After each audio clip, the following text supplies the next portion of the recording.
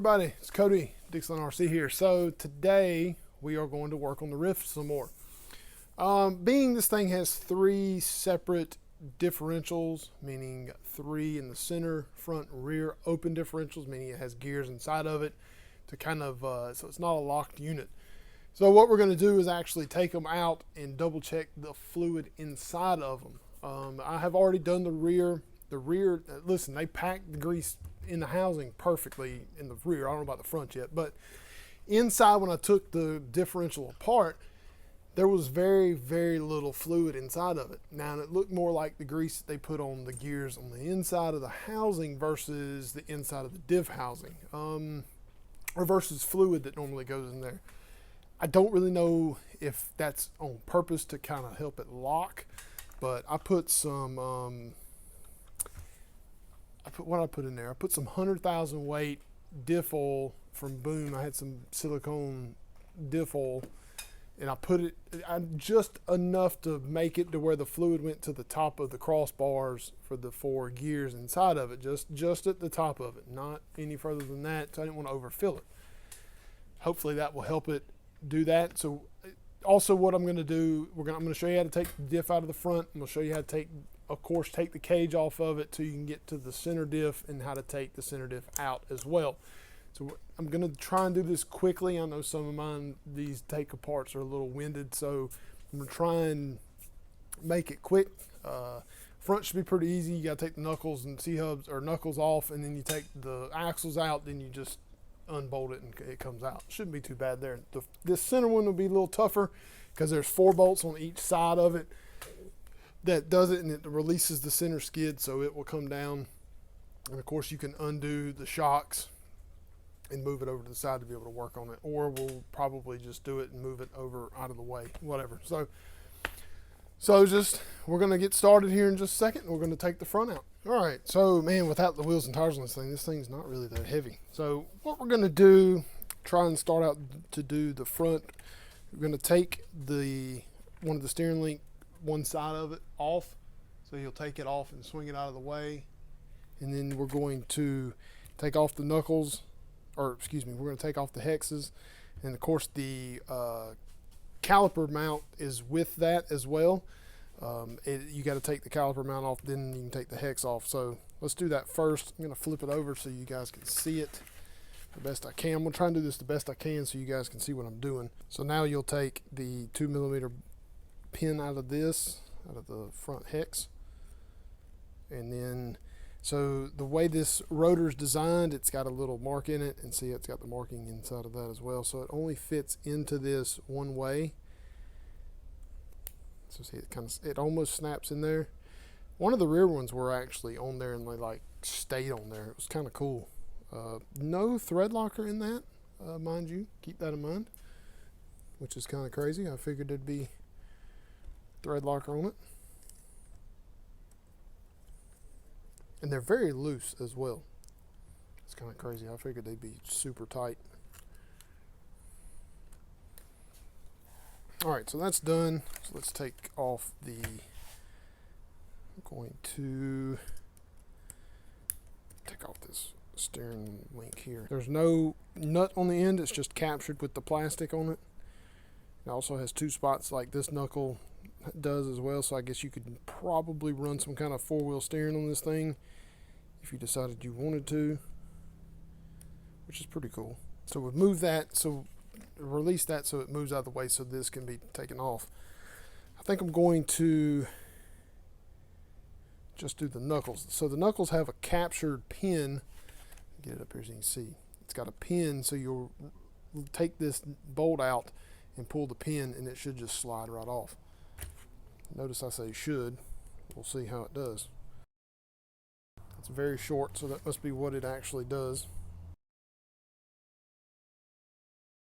Problem with that's going to be is it's going to be hard to grab a pin here. There we go. All right, so I got the pin on the bottom one there. If you have not, invest in a set of mini angled pliers, needle noses. They're phenomenal just for this one thing. So then we'll pull up. Now I wanted to talk about this. This is such a robust axle shaft.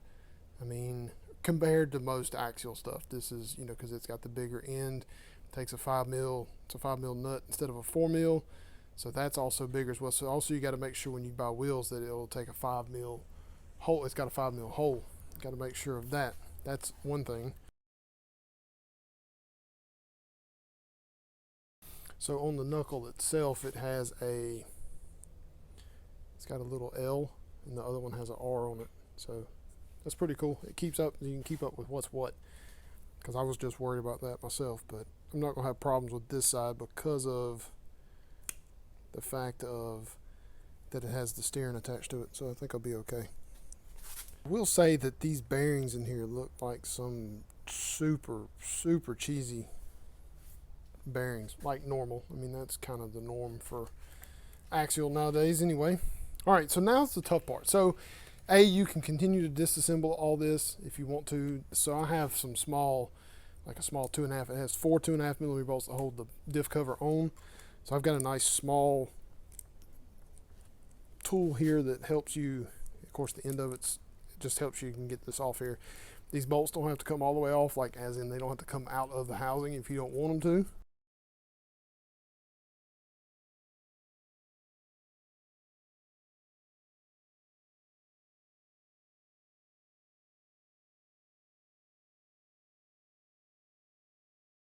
I'm quite okay with breaking everything, so we're going to do that. Pop it out. So this one does not have near the amount of grease the other one had. Man, that rear one had some grease in it. It's kind of good. It's got some grease. See, they do grease them, so that's one good thing. Nowhere near like the rear, though. The rear, boy, had some, it was soppy with some grease, boy. It was good. All right, so let's take this thing apart. Grab really want to get, and the other thing that's crazy about this thing, so it's put together, you know, that's straight cut gears, of course, which is okay, not a problem, but it's 1.5 millimeter screws that hold it together, which is crazy. I would have figured at least they'd put a 2 mil screw in it, but apparently not.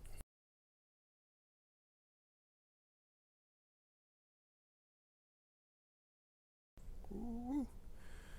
All right, so let me get this off here.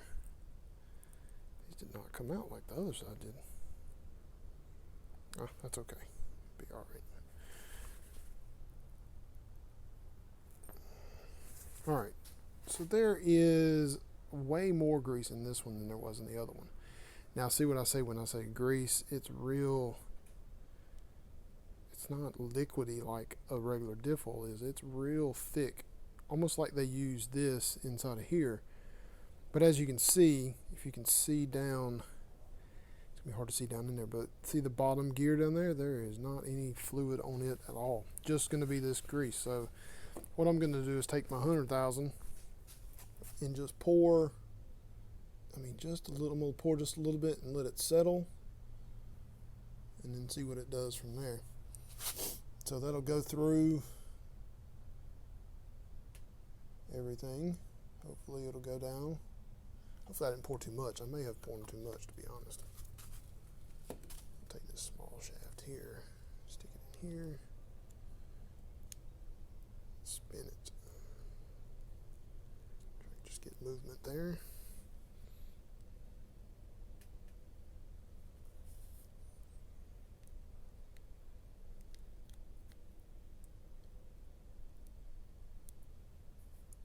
All right, so I got that filled just enough. It's just over the marks, or just over the 4 beams there. It's got a little bit. That may be fine though. We'll see. So lined up the gasket, and then you line up the top part of the gear here. Don't go too crazy tightening this thing down because you don't want to strip out the plastic housing. Hopefully somebody makes some metal ones.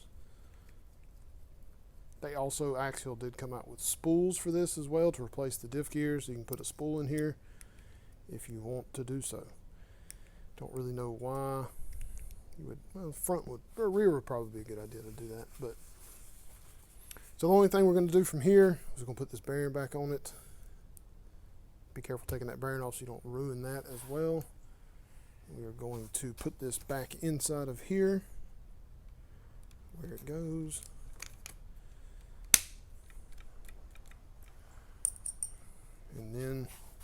Then I'm going to put it back together. I'm not going to show you how to put it back together because I just showed you how to take it apart. So stay tuned. I'll be back.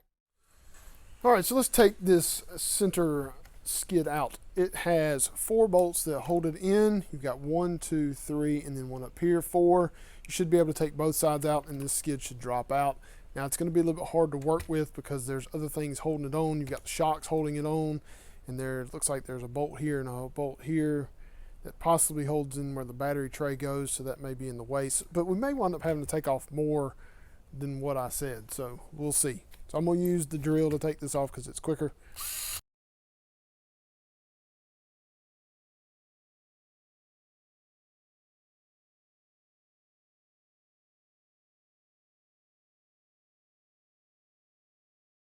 So see, that loosens, that takes that down, and of course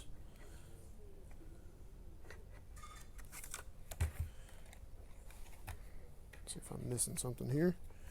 Yep, looks like you got to loosen. There's 2 bolts inside here as well that needs to come out, that drops, that continues to let it drop. Let's try this out and see.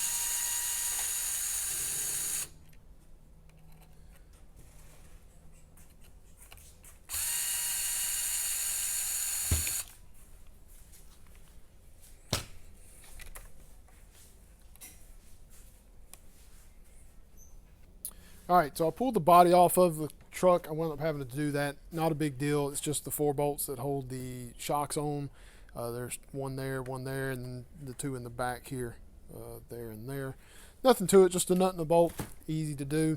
I did disassemble the ESC off of the plate here.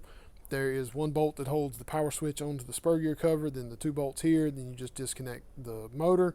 Boom, move them out the way. I've already disconnected the drive shafts, just 2 2mm screws. This thing has, I want to see if I can pick this thing up and show you, but I'm going to try and scoot it so you can see it. That is a spot for a servo, and it has a plate here that's bolted in that looks like there's going to be a 2-speed variant for this thing down the road. Only thing I can figure is this gear set that's in here is called the high-speed gear set. That means they're probably going to come out with a low-speed gear set as well to put 2-speed in here. I don't know why you would want to do that, really. Maybe just to slow down a little bit because it's going to be crazy. So what I'm going to do here is probably use my drill because it'll be easier and quicker. I'm going to take this transmission off of this plate.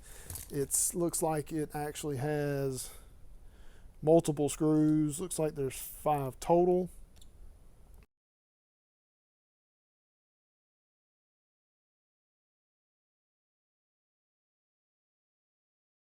Those are all the same size. And here's our transmission case. You can see there's a little bit of fluid coming out there, which is normal. Now let's take off this spur gear. I want to see what's in here.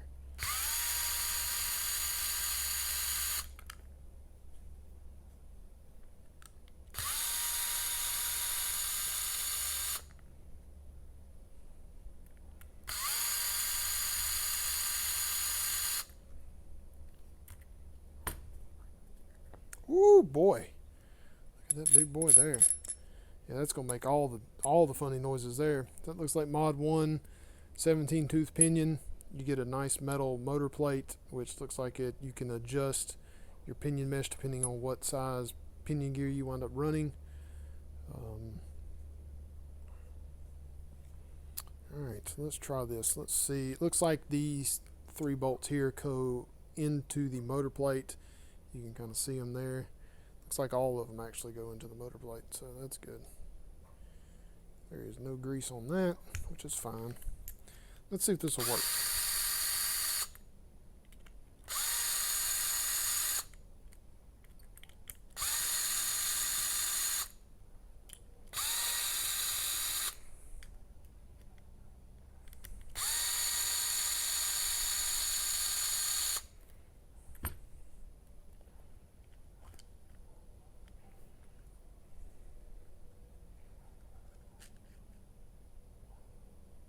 There it is.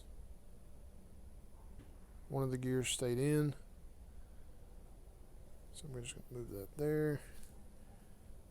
So it's out of the way.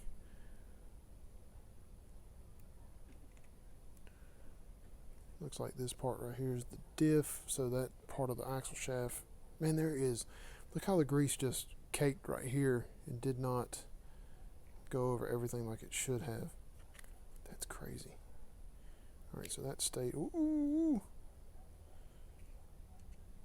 Yeah, that stayed in. So that that's the shaft to go into the diff. And again, this is a 1.5 screw.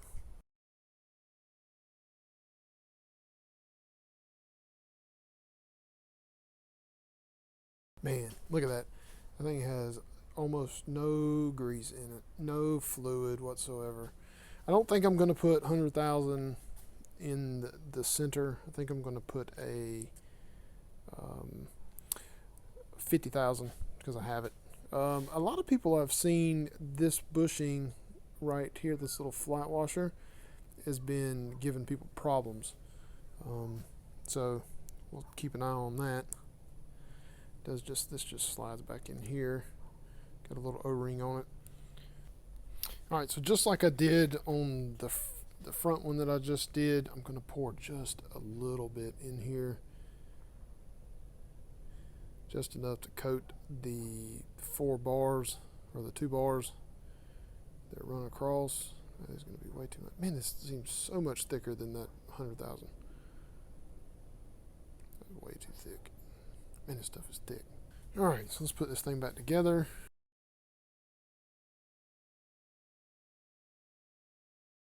Now, the good thing about this thing having diffs front, center, and rear is you can do a lot of tuning with this setup. You can play with different fluid, weights, and just try and figure out how you want it to launch or control or anything like that. So it's kind of cool. It's a neat little deal. Glad they, I don't know if I'm glad they did it or not. We'll have to see when I first drive this thing. Hopefully I get to drive this thing tomorrow, so got to go find some hills.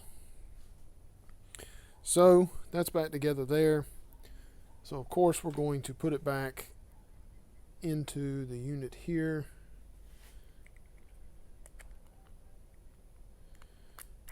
Or at least attempt to anyway.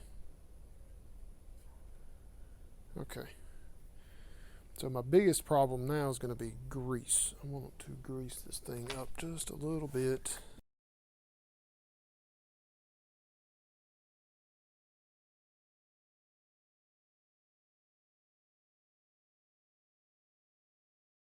Oh, you didn't see me, but I did grease the front one when I put it back together.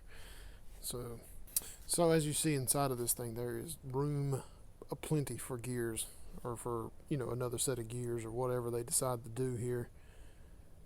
So that is probably what's going to happen. There's going to be a 2-speed setup coming of some sort. I don't really know exactly how or what's going to come of it, but it's coming.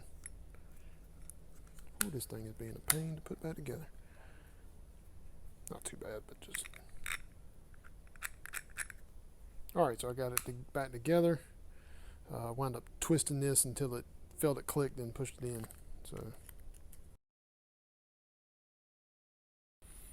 alright, that's back together. Alright, so that concludes that really. I'm not going to show you how to put it back together. I will put it back together off screen. But here's what I was telling you. See, servo mount, spot for a shaft to do 2-speed of some sort. So we'll be ready for that. That's coming, I'm assuming. So there we go. So there it is, the disassembly of the Axial Ryft. I hope you guys enjoyed this. Hope it gives you a little bit of idea of what to do. I do really suggest if you buy one of these, you check all 3 diffs for fluid. As you saw, the center had hardly nothing in it. Very little. Actually, I didn't even have grease like the front of the rear did. So, I mean, that's something you should definitely check. And it's not that hard to take it apart. The hardest part's probably taking the transmission case apart. And that's not even really that bad. So, just trying to remember where everything goes when you put it back together. That's probably the hardest part. So other than that, that's it. Thanks for watching, everybody, and we'll see you tomorrow with some running video of this thing. We're gonna try and find me some hills in town so we can send this thing up some hills on 3-cell. So just be watching for that. And thanks for watching, everybody. Like, comment, subscribe, tell your friends. We'll see you next time.